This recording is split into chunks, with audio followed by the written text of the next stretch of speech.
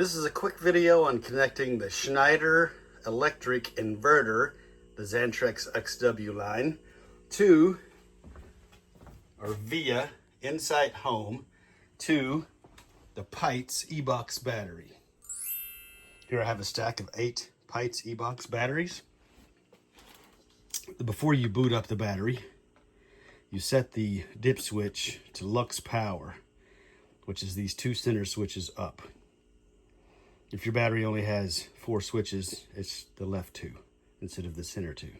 Then you connect to the CAN cable, an Ethernet cable, and you're interested in the center 2 conductors, blue and blue-white. Those will run over to the InsightHome, to the CAN port that's built into the bottom here. Blue is on the right and blue-white is on the left, and that's 12 and 10, pin 12 and pin 10. So you know what I'm talking about. This is the RS485 port in the front, brown and brown-white. That's going to a different battery bank. Yes, you can have more than one battery bank communicating with InsightHome. So now we go over here, follow the cables, and review. InsightHome, it's pin 12 is CAN high and 10 is CAN low. Lux Power, and that will actually show up, and actually it's pin 1. Here's your pin out, blue and blue-white, the name of it, so-and-so. This will show up as a pylon tech. Waking up, okay. Apple Watch unlocked it. Let me sign in.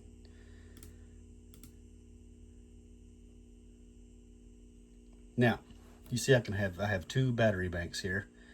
I have 2 assigned. This is the RS485 battery bank, and this is the CAN battery bank. You can see, I click this battery bank, how I got here. Once you plug the CAN port in, it will automatically find this device. It is automatic. And, well, I clicked on the wrong one, as it turns out. That's the eFlex BMS 0. That's the RS485 port. Other devices. Pytes. Oh, yeah. Pylon Tech. That's the CAN port. Get that screen to stop being crazy.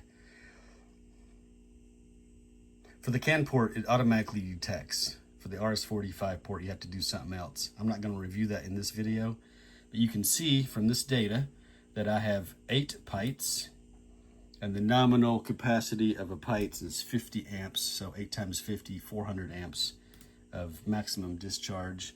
I can see the health, or the state of charge, and I can also see the other parameters. So, in review, to get your Pytes battery to talk to your InsightHome, CAN high, CAN low on pin 10 and pin 12. You'll have to strip those wires at this connector. And what you do is you push that orange button down, insert the wire, let off the orange button, and the wire will be held by a spring inside the connector. So, that is that. Now, the Schneider inverter, there's 3 Schneider XW inverters: a regular XW, XW Plus, and XW Pro. The regular XW, and I also believe the XW Plus, do not operate themselves internally on state of charge percentage, just on voltage. I have programmed the battery voltage chart like this, where I want my state of charge based on voltage. I typically do absorb.